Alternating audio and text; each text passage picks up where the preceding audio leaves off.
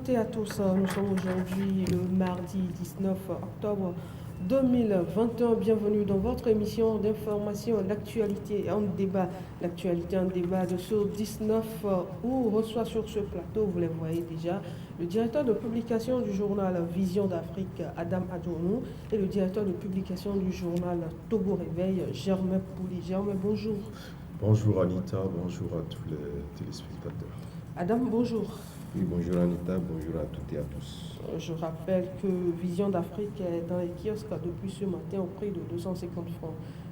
Togo Réveil, c'est depuis vendredi au prix de 250 francs. Toujours, l'affaire fait bruit sur les réseaux sociaux depuis quelques jours. Hier, nous avons lu deux notes du directeur du CHU, Sylvanus Olympio, sanctionnant certaines personnes. Il s'agit du décès d'une dame dans un hôpital de la place. Pour l'instant, les responsabilités ne sont pas encore situées pour savoir réellement ce qui s'était passé. Mais Adam, dites-nous, depuis jusqu'à quand la négligence des médecins ou bien du personnel soignant dans nos hôpitaux va s'arrêter? Il serait très difficile de pouvoir prendre tout en bloc en parlant donc de négligence catégorielle, pour la simple et bonne raison que lorsque nous prenons ces braves dames et ces hommes qui travaillent dans nos hôpitaux, il va sans dire que la proportion des flux que nous avions dans ces hôpitaux-là ne nous permet pas de dire c'est vrai que à partir du moment où il y a un décès, c'est un décès de trop, surtout venant d'une maladresse liée donc à ces praticiens hospitaliers. Mais je pense que quelque part également, nous devons leur reconnaître quand même certains mérites, étant donné que nous savons bien évidemment qu'ils travaillent dans des conditions très difficiles.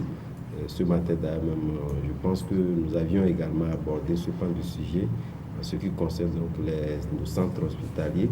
Vous allez constater que ce sont des gens qui reviennent devant de la scène chaque fois que l'opportunité leur est donnée de pouvoir dénoncer le fait qu'ils n'ont pas le matériel adéquat pour quand même offrir des soins à la hauteur des ambitions du pays, mais également à la hauteur des souhaits des populations. Mais ceci étant dit, on ne peut pas non plus également dénoncer certains travaux qui sont également constatés. C'est en ce sens que ce décès de cette dame-là, que nous avions appris donc, sur les réseaux sociaux et qui était devenu à un moment donné très viral. Je le disais, cela part quand même, disons, étant donné que ces réseaux sociaux-là également ne sont pas utilisés à bon escient, font qu'on ne cherche pas à comprendre les motivations qui ont poussé, disons, à ce décès-là. On prend justement ce qu'on a constaté d'une manière superficielle et on motive pratiquement cet aspect de la chose. La note de la cellule de communication du CHU Sylvanus Olympio, selon la note, la dame serait décédée avant son transfert au CHU. Ouais, c'est pourquoi il y a cette communication-là ambiguë. Ambiguë pour la simple et bonne raison que la version produite donc par les parents, surtout sa maman qui a fait une vidéo qui a circulé sur les réseaux sociaux, mais pratiquement en contradiction, ce communiqué la sortie de la cellule de communication du ministère. Mais au même moment, je pense quelque part que, comme je le disais, cette communication liée à sa maman est devenue très violente. Vous allez constater qu'il y a eu une récupération de tous bords pour peut-être dénoncer ce travail de ces praticiens hospitaliers-là, qu'on ne saurait également taire, puisque c'est une évidence partagée par tous. Lorsque vous faites un tour dans ces centres hospitaliers-là, il y a beaucoup de choses qui peuvent être relevées, mais ces choses également ne sont pas tributaires fondamentalement, disons, à ces praticiens-là. Mais étant donné qu'on n'a pas encore situé toutes les responsabilités liées à ce décès-là, moi je me réserve le droit quand même de pouvoir imputer la responsabilité soit au médecin ou pratiquement les parents qui sont véritablement, à qui d'ailleurs même je salue la mémoire de la dame et j'apporte toute ma compassion à la famille éplorée, puisque vous allez constater qu'après ce décès, on est revenu sur plusieurs facettes des outils mis en place par l'autorité, le gouvernement togolais, pour faire en sorte qu'aucune femme ne meure en donnant donc la vie. Et ça, c'est déplorable, certes, mais je pense que lorsqu'on est véritablement éclairé, il va de soi quand même qu'on puisse attendre la version officielle situant entièrement les responsabilités que de pouvoir orienter le regard sur le fait que c'est tel ou tel qui est responsable sans réellement savoir l'entièreté des motivations qui ont conduit donc à ce décès. Alors, Germain, négligence de la part du personnel soignant ou manque de matériel adéquat pour le traitement des malades dans nos hôpitaux, surtout publics. On n'a pas encore les conclusions de l'enquête qui est diligentée et on saura dire à quel niveau exactement se situe la responsabilité. Mais le fait est qu'une femme est allée pour donner la vie dans un premier centre hospitalier où ça s'est mal passé et on a voulu la transférer dans un autre centre hospitalier et on constate qu'elle est morte. Est-ce qu'elle est morte sur la route? Est-ce qu'elle est morte au CHU sur l'Olympie? On n'en sait rien. Mais ce qu'on sait, c'est qu'elle a fait une chute déjà au niveau du premier centre où elle devait accueillir, elle devait accoucher. Et donc je pense que là, on peut s'arrêter à cela déjà pour dire qu'il y a une négligence. Quand une femme dans son état arrive, c'est possible qu'elle chute parce qu'elle se tord de douleur, c'est parce qu'elle se sent mal, mais quand elle est dans les mains des professionnels, il faut qu'ils fassent l'effort de la surveiller. Elle n'a pas fait sa chute à la maison, elle n'a pas fait sa chute lors de son transport de la maison vers l'hôpital, c'est à l'hôpital. Donc c'est comme en matière d'accident de travail. En fait, un accident sur votre lieu de travail, c'est considéré comme un accident, même parfois en route vers le travail. Dans certains cas, c'est considéré comme un accident de travail. Alors, la chute qui serait probablement à la mort de cette dame-là, parce qu'elle s'est retrouvée face contre dans son état, a eu lieu dans un centre hospitalier. Donc, on ne peut pas dit qu'il n'y a pas une négligence. Il y a une négligence, mais on ne peut pas conclure parce qu'il faut qu'on ait plus d'informations, plus de détails.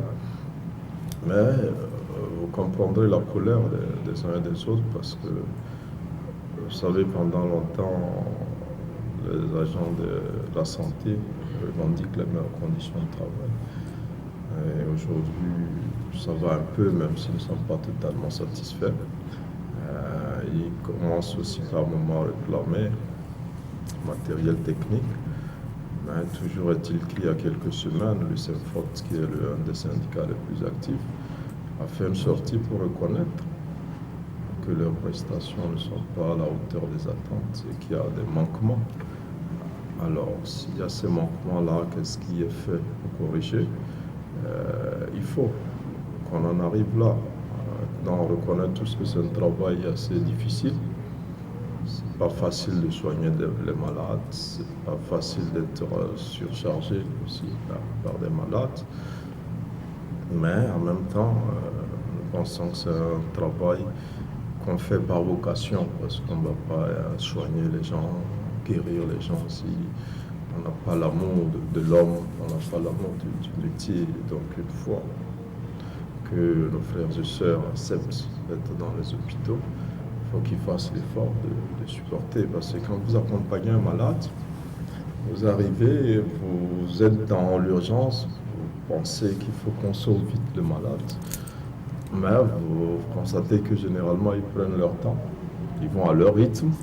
Ce qui, quand vous êtes là-bas, vous comprenez pourquoi ils prennent leur temps, ils vont à leur rythme. Mais quand vous accompagnez un malade, vous ne comprenez pas ça parce que il y a la vie de votre voilà, parent. vous considérez votre parent est en danger, vous avez envie qu'on bouge. Donc il y a ce paradoxe-là qui font que globalement, les populations ne sont pas satisfaites de l'accueil qui leur est réservé. Et beaucoup d'observateurs disent que l'accueil est le premier élément qui va vers la guérison. Quand vous êtes bien accueilli, même quand on n'a pas commencé par vous soigner, vous êtes un peu soulagé en attendant le traitement proprement dit. Et donc, de ce côté-là, il faut vraiment qu'un effort soit fait. Vous savez, nous sommes tous concernés. Nous voyons ça de loin parce que là, on est là, peut-être c'est pas une parente à moi, ni à toi. Mais demain, c'est notre cousine, c'est notre sœur, c'est peut-être notre propre épouse même, qui aurait pu être dans cette situation. D'autant plus que c'est un décès qu'on aurait pu éviter. Et c'est un peu cela qui fait mal.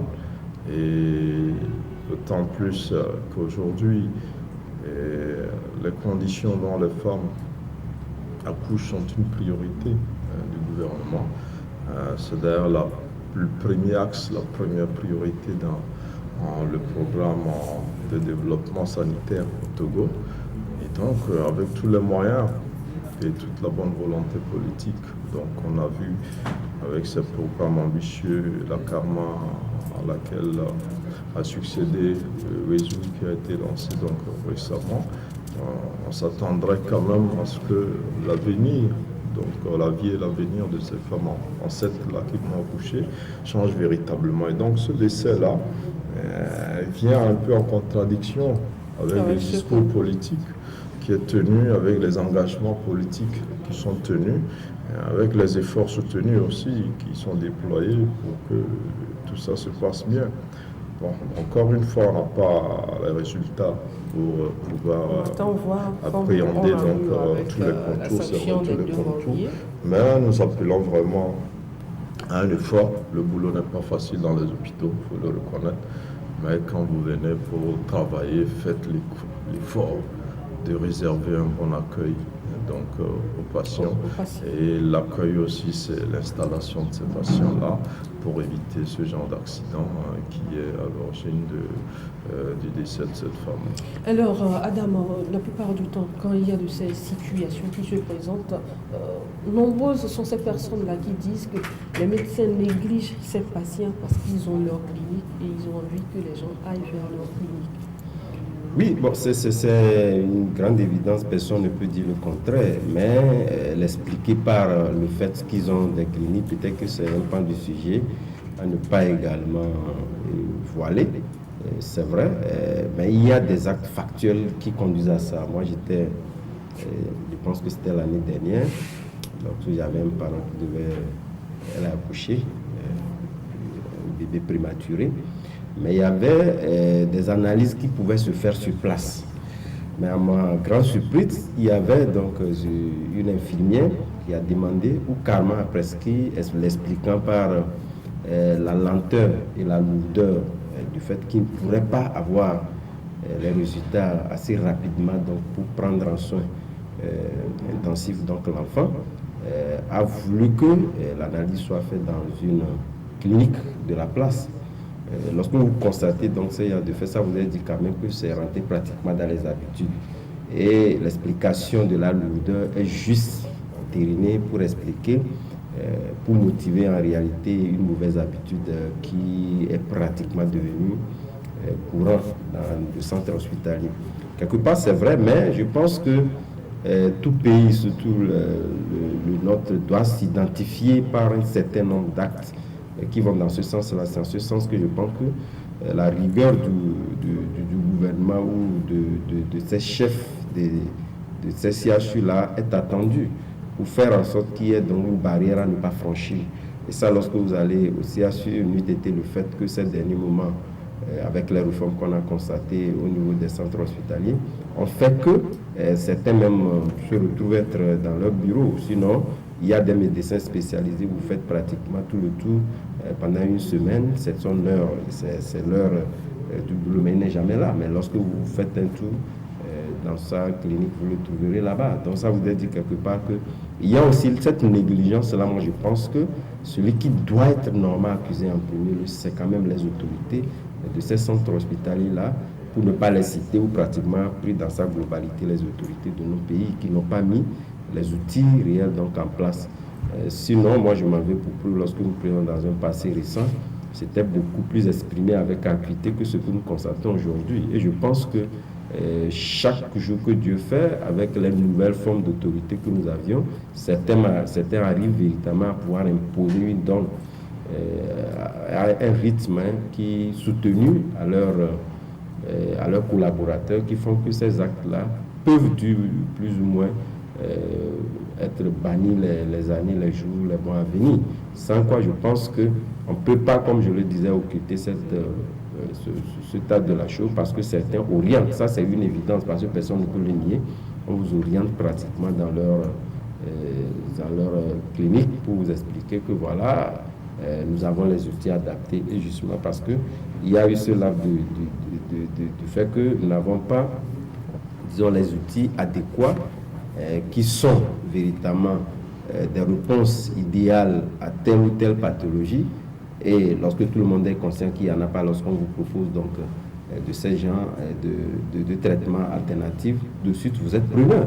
Et donc je pense que l'État doit faire un effort, surtout faire en sorte que la déclaration d'Abuja en 2001, j'en parlais tout à l'heure, puisse être respectée, le fait de pouvoir constater 15% des ressources au centre hospitalier. 20 ans plus tard, il n'y a qu'un seul pays, le Cap-Vert, qui a arrivé peut-être à atteindre les 10%. Les autres pays sont pratiquement autour des 5%, etc. Ça voudrait dire quand même qu'il y a un effort véritable à faire au niveau de ce qui concerne le traitement. Et ça également, la population ne peut pas comprendre le fait que lorsque nos autorités sont malades, rares sont ceux qui choisissent ces centres hospitaliers-là. Ça voudrait dire quelque part qu'il y a une conscience prise à la matière, mais qu'on ne veut pas donner dans des résolutions, des résultats adéquats pour faire en sorte que nous également, qui n'avons pas de ces moyens-là, puissions avoir de ces centres-là et se traiter. Il y a d'autres pays qui font véritablement des efforts. Moi, je connais la Guinée équatoriale qui pratiquement estimait l'ordre. Il est très difficile quand même que vous soyez Premier ministre, que vous sortez du pays pour aller vous soigner ailleurs. Et ils ont mis les moyens en place. Il y a des hôpitaux de référence au vu de votre bourse, de votre statut. Vous choisissez ces hôpitaux-là, mais ils ne sont pas seulement des hôpitaux indiqués à ces gens-là lorsque vous avez des moyens, puisque nous savons pratiquement que tout ce qui est de qualité a quand même un coût. Donc, de toutes les façons, on ne peut pas quand même dire que quelqu'un qui est bien aisé puisse fondamentalement choisir des centres hospitaliers, mais il n'en demeure pas moins quand même que ces centres-là puissent également offrir des soins à la hauteur de cette masse-là que nous constituons. Alors, Germain, tout à l'heure, Adam a parlé des autorités. Qu'est-ce que les autorités pourraient faire pour ça, au moins dire à ces médecins-là, soit vous avez votre clinique, vous officiez dans votre clinique, soit vous êtes dans le public, vous restez à l'hôpital pour prendre soin de ces malades-là. Bon, vous savez que ce n'est pas une situation purement togolaise. Il y a ça un peu partout dans le monde. Et la dernière fois, il y a 2 ans, je pense, le président Talon au Bénin tentait d'interdire à ceux qui ont des cliniques privées d'exercer dans les hôpitaux publics, c'est-à-dire de choisir pour rester dans le... Je ne vous coupe même pas. Nos tests le disent clairement. Oui, les tests sont clairs là-dessus, mais ça n'a jamais été respecté. En réalité, c'est ce qui serait mieux. Oui. Mais dans les faits, c'est presque impossible. C'est presque impossible à faire. Parce que des gens, vous savez, c'est un peu comme les écoles aujourd'hui. L'État ne peut pas former tout le monde. Donc, il y a des écoles privées, même dans le domaine sécuritaire aujourd'hui. Il y a des agences de sécurité qui sécurisent. La même chose dans le domaine de la santé. Donc, vous avez des gens qui travaillent dans les hôpitaux et qui travaillent dans 4 ou 5 cliniques privées. Les mêmes personnes. Quand ils finissent, parfois, ils ont un petit temps libre, ils quittent l'hôpital public, ils vont dans le privé, où ils se disent chaque lundi, je suis dans cette clinique privée, de telle heure à telle heure, ou chaque soir, après 18h, quand je quitte. Donc, on ne peut pas empêcher à ceux qui ont la capacité de faire autre chose, de le faire. Surtout que ça n'empiète pas leur fonction principale qui est dans les centres hospitaliers publics. C'est vrai qu'en termes de performance, on peut dire qu'il peut être moins performant parce qu'il est débordé, parce qu'il peut être tenté à satisfaire plus ceux qui sont dans les cliniques. Et c'est vrai aussi que parfois vous arrivez dans un hôpital public et le médecin vous donne rendez-vous dans une clinique privée. Il vous dit, ici, je n'ai pas le temps de bien m'occuper de vous. Rendez-vous à telle heure ou à tel jour, dans telle clinique, et vous venez. Donc, on détourne un peu du patient, mais comme la vérité aussi, c'est que le prix des soins n'est pas le même dans le privé que dans le public. Dans le privé, c'est généralement cher.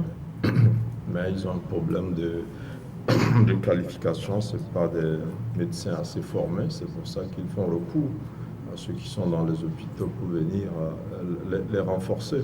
Et plusieurs fonctionnaires aussi ont leur propre clinique, parce que beaucoup organisent leur retraite déjà.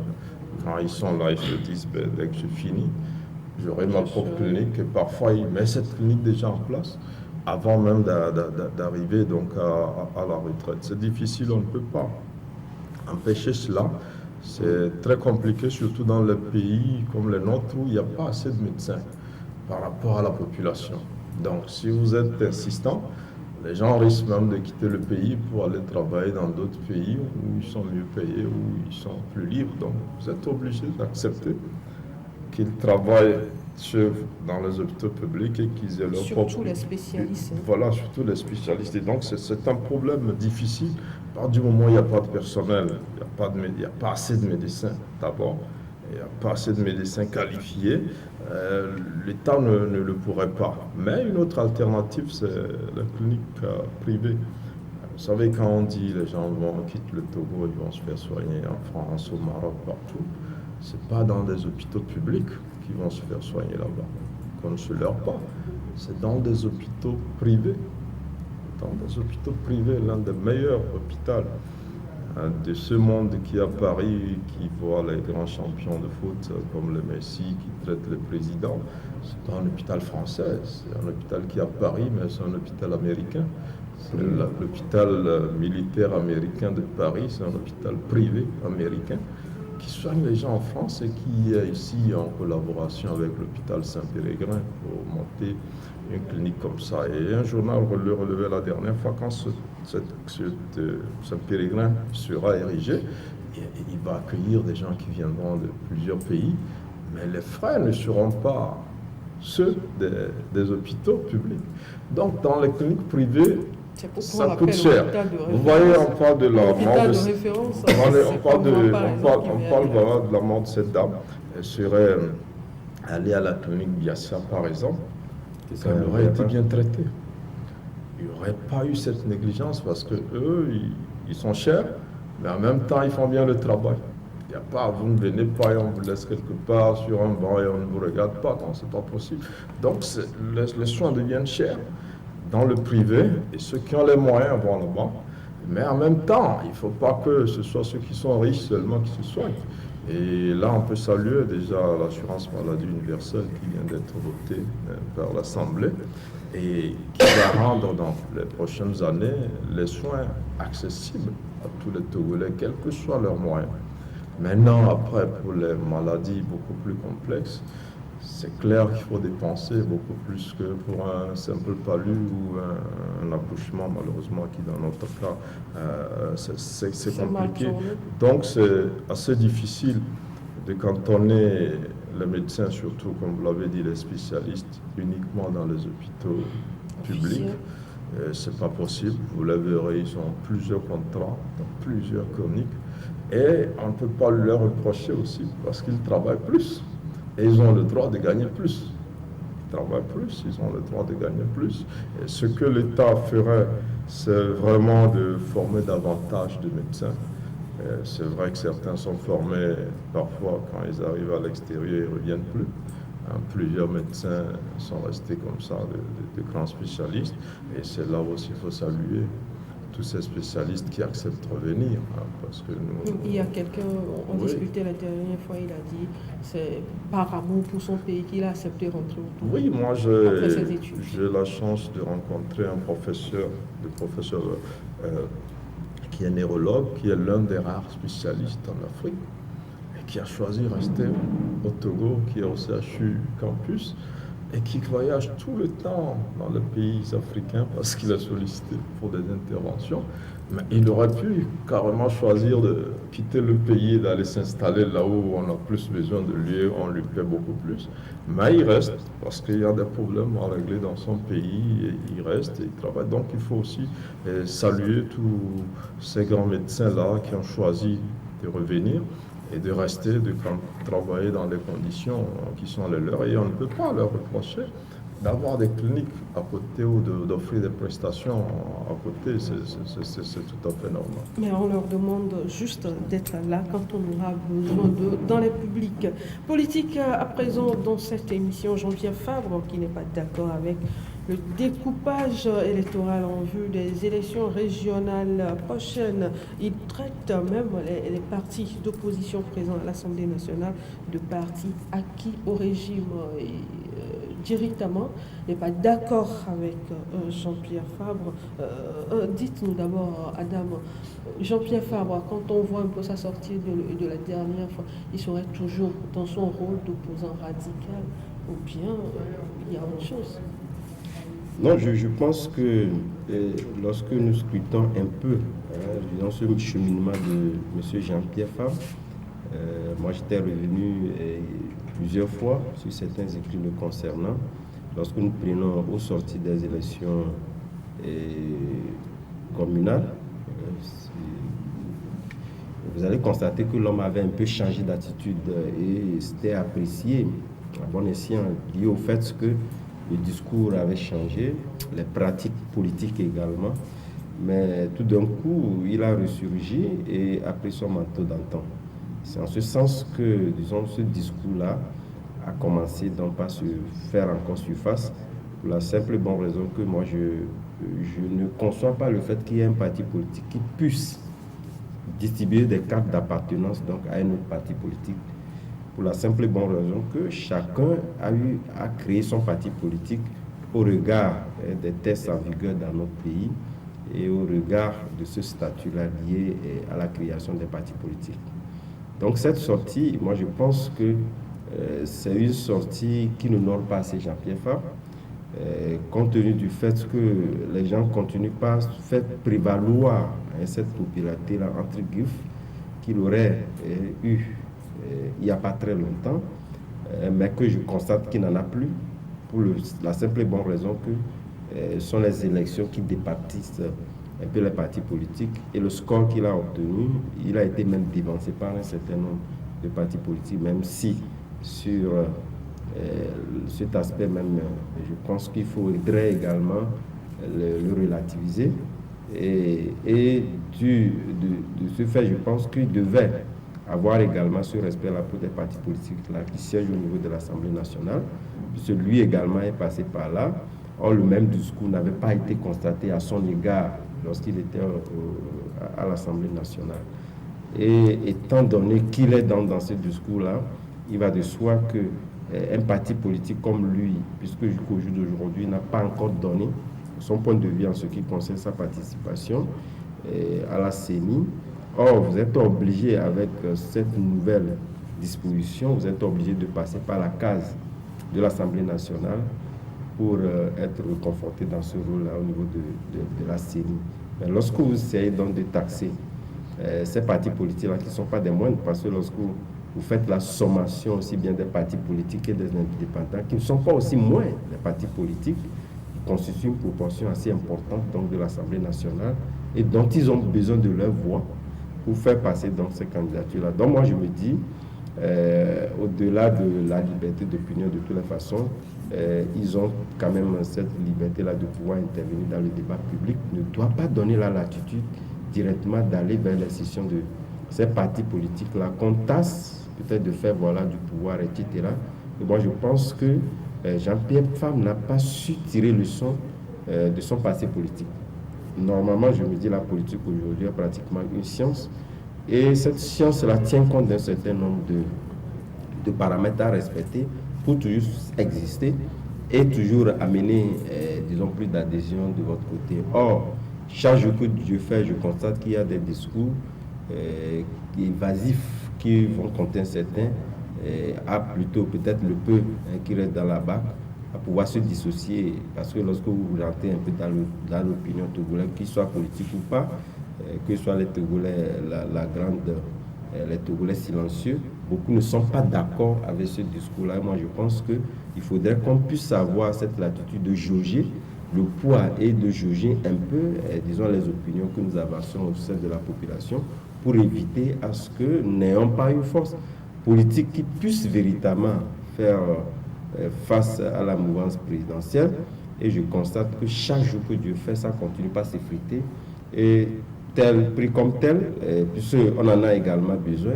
C'est pourquoi moi je disais à quelqu'un, lorsque vous voulez être un bon analyste, prenez l'exemple togolais, vous risquerez d'être médiocre, puisque en face, vous n'avez pas, disons, une opposition qui s'exprime d'une manière assez cohérente, qui vous permet de pouvoir tenir un discours scientifique, un discours cohérent, allant dans le sens des usages politiques. Et ça, c'est quand même regrettable. Alors, regrettable pour nous Togolais.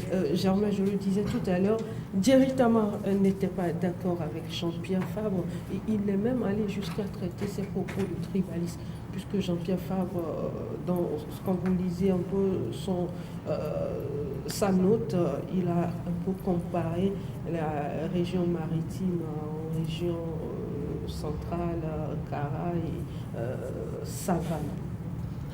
Bon, vous savez, il n'y a rien de nouveau sous le soleil. Donc, depuis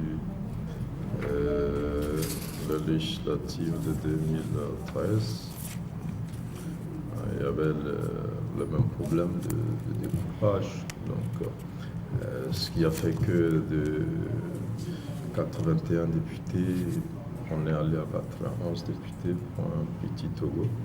Alors qu'au Bénin, à côté à l'époque, il n'y avait pas 90 députés à l'Assemblée, un pays plus vaste et plus peuplé que le nôtre, parce que les gens estimaient qu'ils ont des fiefs et que dans leurs fiefs, il fallait attribuer plusieurs postes pour qu'ils puissent remporter et augmenter leur mise en termes de sièges à l'Assemblée nationale.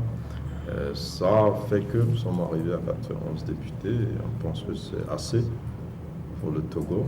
Jean-Pierre Fabre aussi est dans la même logique pour les régionales, c'est faire en sorte qu'on augmente le nombre d'élus dans les zones où il estime qu'il est populaire, et c'est essentiellement dans la région maritime, parce que depuis l'UFC, depuis l'écart d'abord en 1994, qui avait une assise assez nationale, après il y a eu l'UFC, qui avait une assise un peu dans le maritime, dans les plateaux et un peu dans les savanes.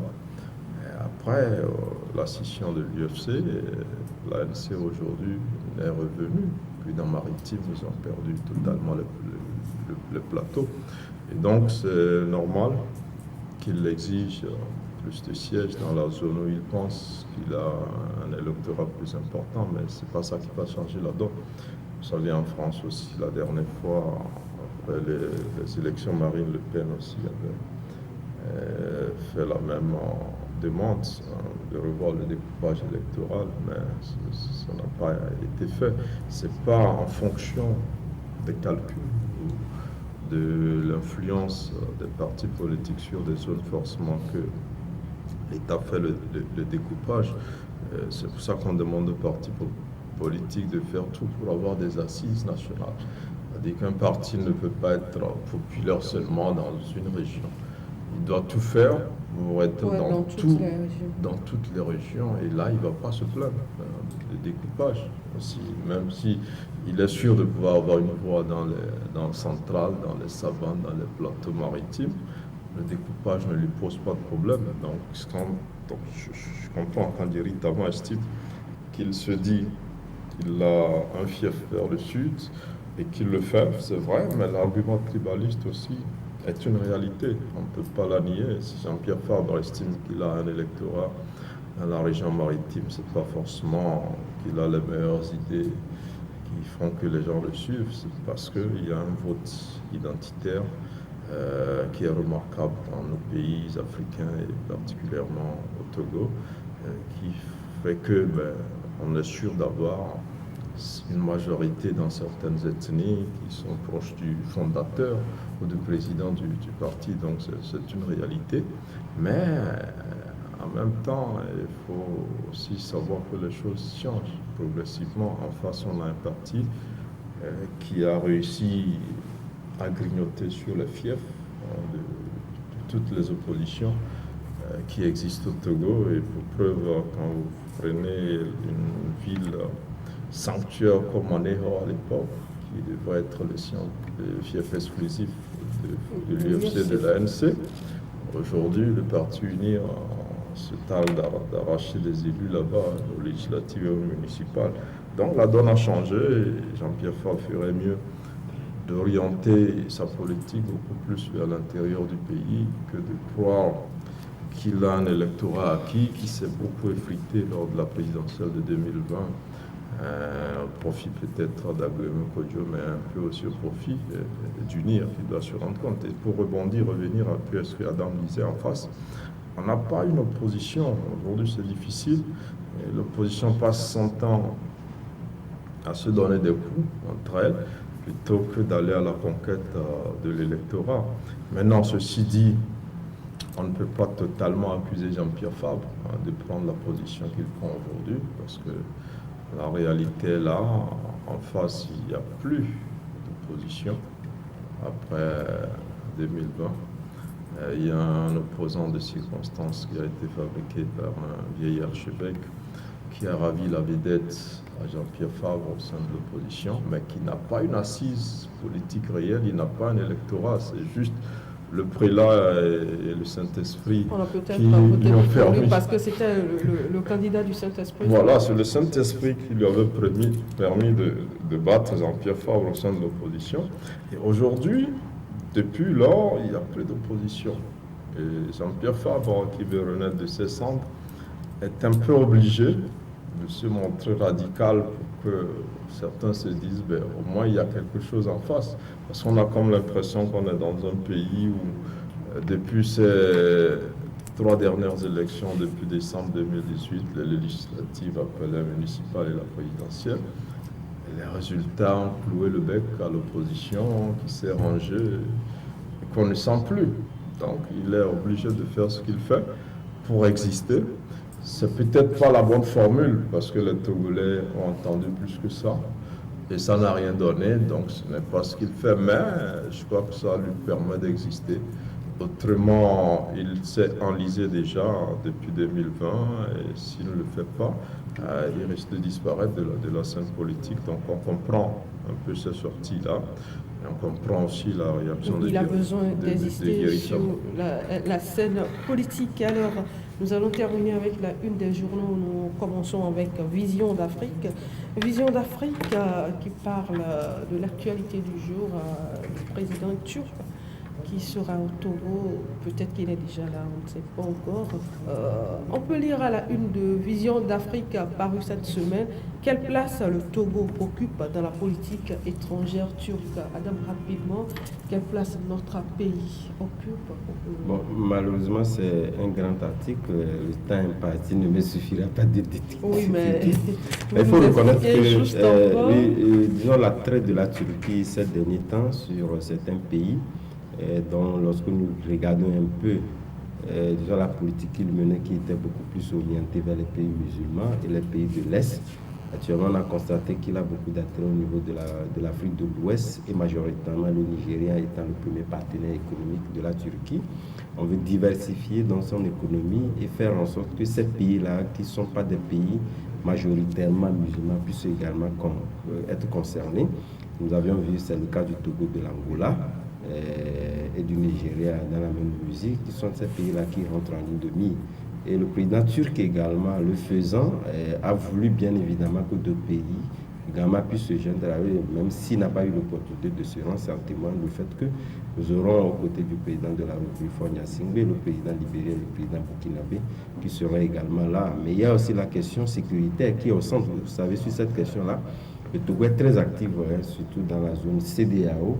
Il essaie quand même de jouer sa partition. Et nous avons vu les nombreux contingents que nous avons sur disons, les théâtres d'insécurité dans le pays, font que le Togo trouve un partenaire idéal qui essaie aujourd'hui de s'identifier en ce qui concerne ces drones. Nous avons vu également l'Éthiopie qui a fait l'expérience de ces drones-là, qui ont donné des résultats probants, peuvent aider et à pouvoir donc catalyser disons, cette crise sécuritaire-là qui essaie de nous gangréner chaque jour que Dieu fait. Mais également, je pense que essentiellement la question sécuritaire est à l'ordre du jour. Et sur cette question, lorsque nous prenions la plateforme d'Adéticopé, nous avions quand même traité à l'intérieur de ce sujet-là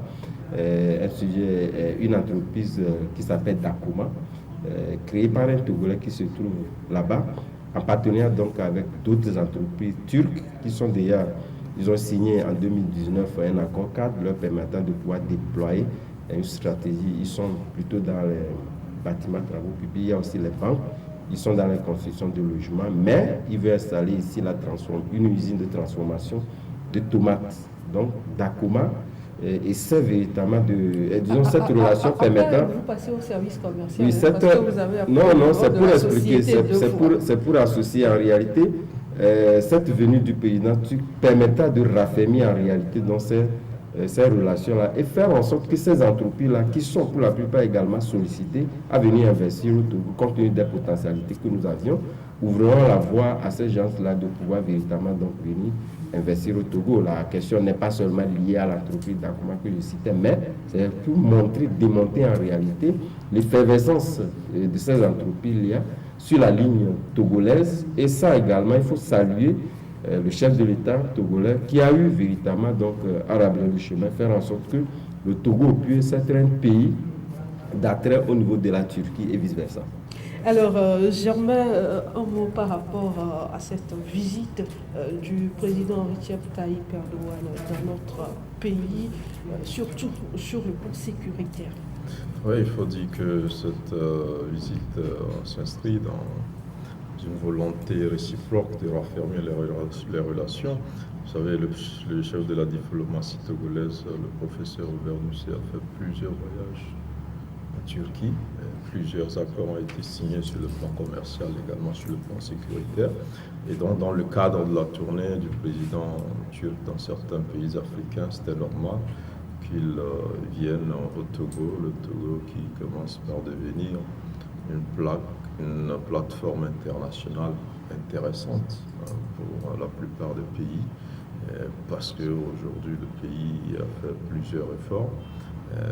Il y a eu plusieurs évolutions en termes aussi d'infrastructures et tout cela, et avec la position idéale aussi de notre port qui figure parmi les 5 meilleurs ports africains de toute l'Afrique, il faut le dire, donc le premier en Afrique de l'Ouest, et des pays comme la Turquie qui ont de grandes visées sur le plan commercial et qui exportent énormément dans plusieurs domaines, ont envie aussi de passer par le Togo.